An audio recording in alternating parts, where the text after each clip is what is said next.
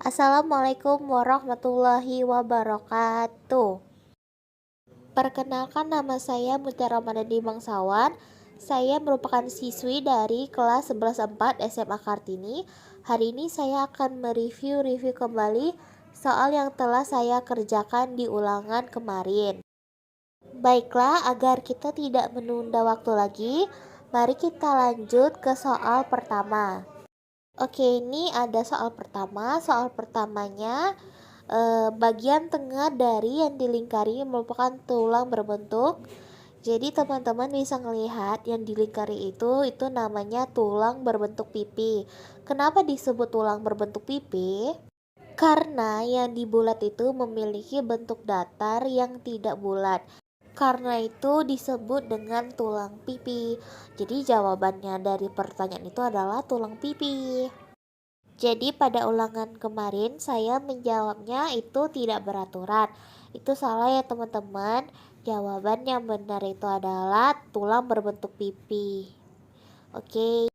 Oke, ini ada soal selanjutnya. Soal di sini tertulis proses masuknya air ke dalam sel-sel pada rambut akar termasuk peristiwa.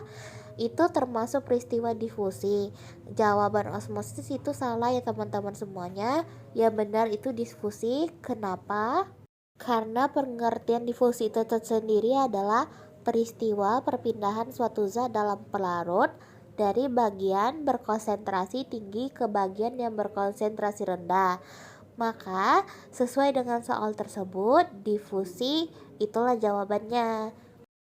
Lanjut nomor 3. Mungkin teman-teman bisa baca soalnya karena di soal kali ini agak panjang ya.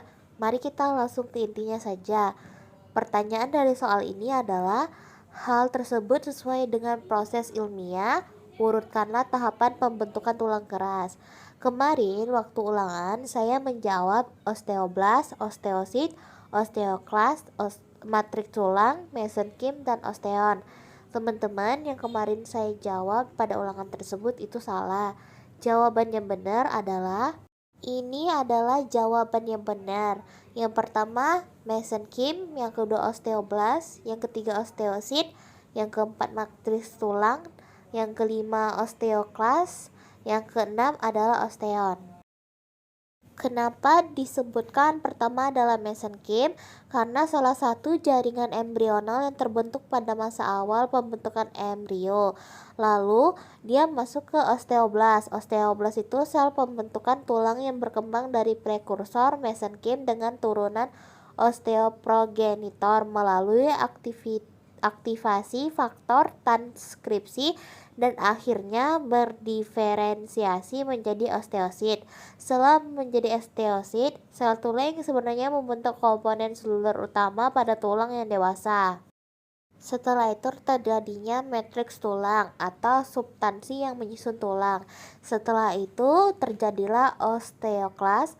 Osteoklas itu adalah sel penyerap tulang yang menghancurkan tulang melalui sekresi asam dan enzim proteolitik seperti cathepsin K atau CTSK yang melarutkan kolagen dan protein matriks tulang lainnya selama resorpsi tulang. Yang terakhir adalah osteon. Osteon ini adalah tulang keras yang bersifat kaku dan juga keras yang tersusun atas zat kapur dan juga fosfor. Oke, kita lanjut ke pertanyaan selanjutnya. Pertanyaan selanjutnya, jaringan di samping terdapat pada mulut, kulit, dan esofagus. Kalau sudah terdapat di mulut, kulit, dan esofagus itu sudah pasti epitel pipi berlapis, teman-teman.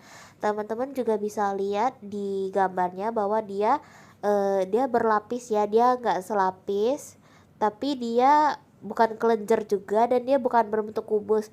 Jadi yang betul adalah dia epitel pipi berlapis. Oke, ini ada pertanyaan kelima. Di samping merupakan organel yang tersusun atas satu lapis fosfolipid. Itu jawabannya benar adalah false ya teman-teman. Karena dia bisa lihat dari gambarnya itu sendiri, itu dia nggak satu lapis, dia lebih dari satu lapis ya teman-teman. Jadi yang jawaban benar itu adalah false. Oke, kita masuk ke soal selanjutnya. Soal selanjutnya, mitokondria sebagai penghasil energi pada sel eukariotik. Pada sel prokaryotik, fungsinya digantikan oleh organel. Saya kemarin menjawabnya kloroplas, tapi yang betul itu adalah mesosom ya teman-teman. Kenapa jawabannya adalah mesosom? Karena mesosom juga memiliki enzim-enzim yang berperan dalam reaksi pembentukan energi seperti di mitokondria. Soal selanjutnya adalah fagositosis adalah kemampuan sel untuk, ya teman-teman, jawaban saya kemarin betul, adalah memakan zat asing. Jadi fungsinya fagositosis ini sendiri adalah memakan zat asing. Jadi soal selanjutnya itu soal nomor 9. Nomor 9 ini soalnya gerakan di samping berupa gerakan titik-titik. Jadi teman-teman bisa dilihat itu ada seorang pria, dia lagi mengesampingkan kakinya itu ke itu kayaknya kaki kanan deh. Kalau gerakan kayak gitu seperti di gambar itu namanya abduction. Sorry kalau misalkan bahasa saya atau yang saya ucapin salah, tapi itu jawabannya udah bener ya teman-teman. Abduction. Ini adalah soal ke-10. Soalnya adalah pasangkan organ gerak yang berperan dalam gerakan. Yang pertama itu adalah kayak manusia sedang menggerakkan tangannya. Itu paling atas itu dinamakan fleksi ekstensi. Terus selanjutnya itu seperti rongga-rongga yang ada di jari kita itu berperan dalam gerakan servis tangan. Terus yang ketiga itu sepertinya orang itu lagi memukul bola memakai tangannya. Itu namanya gerakan berperan dalam gerakan radius ulna. Terus yang seperti yang paling bawah adalah ketika manusianya memukul kepala orang dengan kaki, itu disebut dengan tibia teman-teman. Selanjutnya yang akan terjadi pada sel tumbuhan di larutan air murni adalah yang terjadinya adalah akan mengembung ya teman-teman. Kalau misalkan larutan airnya tidak murni mungkin akan menyusut atau mengempis ya teman-teman, tapi kalau larutan air murni dia pasti jawabannya akan mengembung ya. Soal nomor 12, epitel yang meliputi lapisan dalam usus berupa epitel. Jawabannya adalah epitel silindris berlapis ya. Jadi yang tepat untuk jawaban di atas adalah gambar yang paling atas, itu jawaban paling betul ya teman-teman. Terus ini ada soal nomor 13, pasangkanlah konsep mengenai sistem transportasi sel yang sesuai di bawah ini. Jadi nomor 13 ini jawabannya ada sebagian salah teman-teman. Jadi ini merupakan jawaban yang benar teman-teman. Glukosa 70% itu hipertonik, larutan gula 1% itu hipotonik, krenasi itu sel hewan dalam hipertonik. Yang terakhir itu turgid itu adalah sel tumbuhan dalam hipotonik teman-teman. Jadi itu merupakan jawabannya ya. Soal selanjutnya adalah organel berupa saluran halus dalam sitoplasma yang berbatasan dengan sistem membran dan erat kaitannya dengan sistem akutan pada sintesis protein adalah jawaban yang di dalam gambar tersebut adalah retikulum endoplasma kasar teman-teman. Jadi itu jawabannya ya. Oke, pertanyaan selanjutnya adalah ketika otot berkontraksi terdapat urat otot yang melekat pada tulang yang bergerak. Urat otot tersebut dinamakan. Pada jawaban sebelumnya saya menjawab origo ya teman-teman, tapi jawaban aslinya adalah insersio. Apa jawabannya insersio? Kembali lagi kita ke pengertiannya. Insersio sendiri adalah bagian ujung otot yang melekat pada tulang dan akan mengalami perubahan posisi ketika terjadi kontraksi. Garis miring tendon pada tulang yang dapat digerakkan. Jika kita menghubungkan kembali ke soal tersebut, insersio dan soal tersebut itu berhubungan. Jadi jawaban yang tepat adalah insersio ya teman-teman. Oke, soal selanjutnya nomor 16. Sel hewan yang dimasukkan pada larutan yang hipertonis akan mengalami. Jawabannya hanya akan mengalami krenasi ya teman-teman. Kenapa hanya mengalami krenasi? Karena krenasi itu adalah kondisi di mana sel mengerut atau rusak. Jadi jawaban yang paling tepat itu adalah hanya nomor 4 saja ya teman-teman. Oke, ini nomor selanjutnya. Otot yang bekerja pada gerakan ini antara lain itu dia sedang melakukan gerakan push up. Berarti otot yang bekerja itu ada tricep, deltoid. Sebenarnya jawaban saya itu udah bener ya teman-teman, tapi saya kurang menambahkan pectoralis major. Jadi jawabannya itu harusnya ada 3 ya teman-teman, yaitu triceps, deltoids, dan pectoralis major ya teman-teman semuanya. Terus ini ada soal nomor 18. Soalnya ada penghasil energi ditunjukkan oleh nomor 3 ya teman-teman. Nomor 3 itu mitokondria. Saya akan menjelaskannya dari nomor 1 sampai 5 ya. Nomor 1 itu retikulum endoplasma, nomor 2 itu nukleus, nomor 3 itu mitokondria, nomor 4 badan Golgi, nomor 5 yang terakhir itu vakuola. Jadi jawaban yang betul untuk soal kali ini adalah 3, mitokondria ya teman-teman semuanya. Mohon maaf semuanya, soal nomor 8 kelewat. Jadi saya izin menjelaskan sehabis nomor 18 ya teman-teman.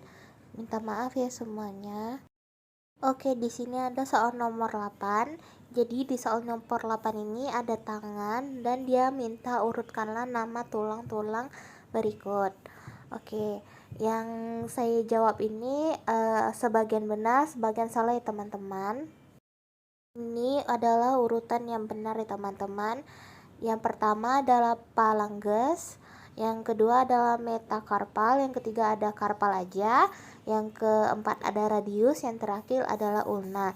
Jadi ini merupakan urutan yang benar dari soalan yang tadi ya teman-teman. Ini ada soal selanjutnya, soal nomor 19. Soal nomor 19, ujung-ujung otot yang melekat pada tulang disebut tendon. Fungsi tendon atau urat otot adalah, jadi fungsi tendon atau yang biasa kita sebut urat otot itu adalah melekatkan otot pada tulang. Atau bisa juga sebagai katrol yang membantu sebuah otot untuk menggerakkan sebuah sendi.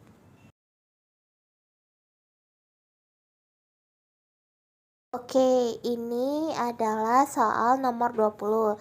Jadi di soal kali ini, soalnya bertanya, otot lurik bersifat mudah lelah karena cara kerjanya.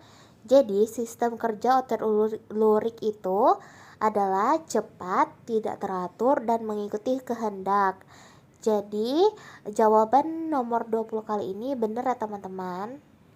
Oke, kita masuk ke soal nomor 21.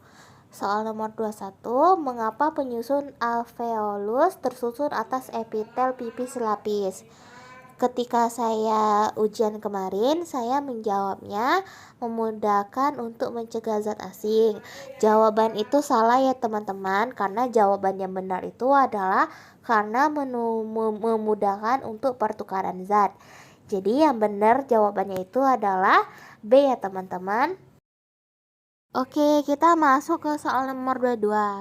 Soal nomor 22 itu, Zaki dan Erlen rebutan paha ayam. Zaki ke bagian paha atas, sementara Erlen ke bagian paha bawah. Pada ujung tulang yang didapatkan Erlen terdapat jaringan yang berwarna putih dan agak lunak, dan crunchy jika digigit. Jaringan yang digigit oleh Erlen adalah jaringan.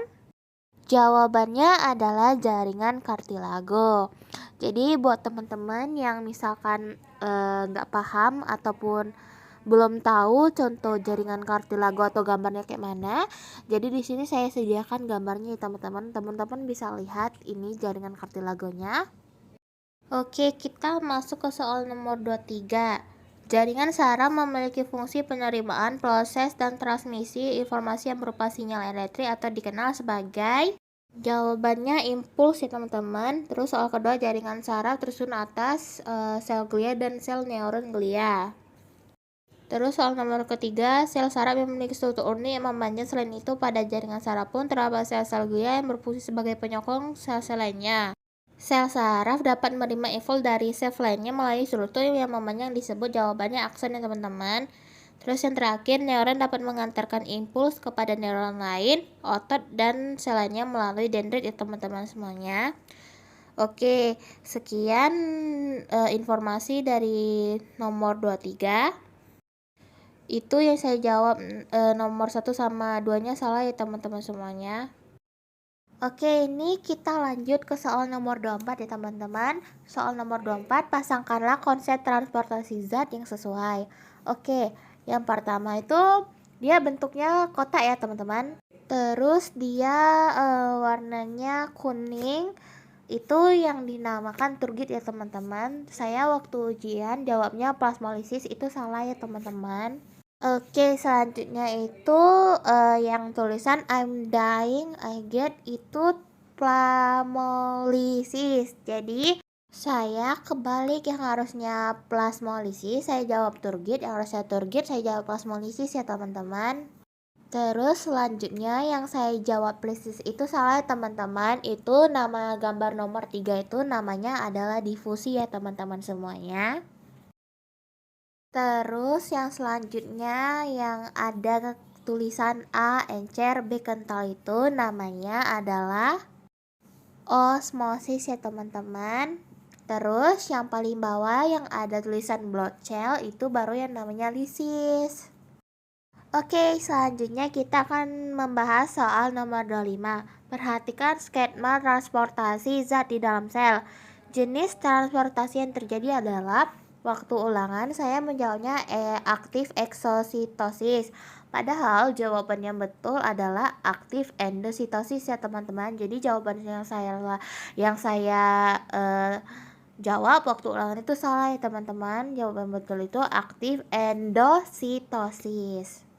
Oke, soal nomor selanjutnya adalah otot yang bekerja dalam gerakan ini antara lain. Itu yang pertama ada hamstring, yang kedua ada biceps femoris, yang ketiga gluteus, yang keempat abductor magnus, yang kelima itu gastrocnemius. Terus yang saya jawab yang abdominal itu salah ya teman-teman, karena itu gak termasuk otot yang bekerja dalam gambar tersebut ya teman-teman semuanya. Oke, di sini saya ketik ya biar jelas, takutnya penyebutan saya tadi salah. Oke, teman-teman semuanya. Oke, ini soal selanjutnya, soal nomor 27, gerakan A disebut gerakan karena ada soal yang tadi itu jawabannya adduction. Karena ini yang ditanya cuma A, berarti dia jawabannya abduction ya teman-teman. Kalau ditanya B, jawabannya adduction ya teman-teman semuanya. Oke teman-teman semuanya, ini soal selanjutnya. Jaringan yang berfungsi sebagai penghubung dengan jaringan lainnya pada gambar ini ditunjukkan oleh jawabannya jaringan yang menunjukkan itu A ya teman-teman. Karena yang B sama C itu bukan jaringan yang penghubung. Oke teman-teman, jadi jawabannya itu adalah A. Oke, ini soal nomor 29. Berikut sayatan melintang dari usus halus bagian X merupakan jaringan. Itu jawabannya epitel silindris lapis ya teman-teman. Bukan berlapis. Saya waktu itu keliru. Saya mau jawab selapis, tapi saya jawab berlapis karena mirip ya teman-teman kata-katanya. Tapi itu salah ya. Jadi jawaban yang betul itu adalah epitel silindris selapis. Oke, jawabannya A berarti ya. Oke, ini ada soal nomor terakhir. Praktikan skema transportasi Z di samping ini. Larutan A hipotonis, larutan B hipertonis. Yang terjadi pada larutan B adalah jawabannya adalah ketinggiannya bertambah karena volume B bertambah. Karena dia yang ditanya adalah larutan hipertonis, berarti ketinggiannya bertambah karena volumenya B itu bertambah. Kalau dia larutannya A itu kebalikan yang B ya teman-teman semuanya. Oke, sekian dari saya untuk mereview kembali jawaban ulangan saya yang biologi blok 1. Saya harap penjelasan saya bisa teman-teman ambil yang benarnya. Semoga informasi dari saya bermanfaat ya semuanya. Saya tutup dengan wassalamualaikum warahmatullahi wabarakatuh.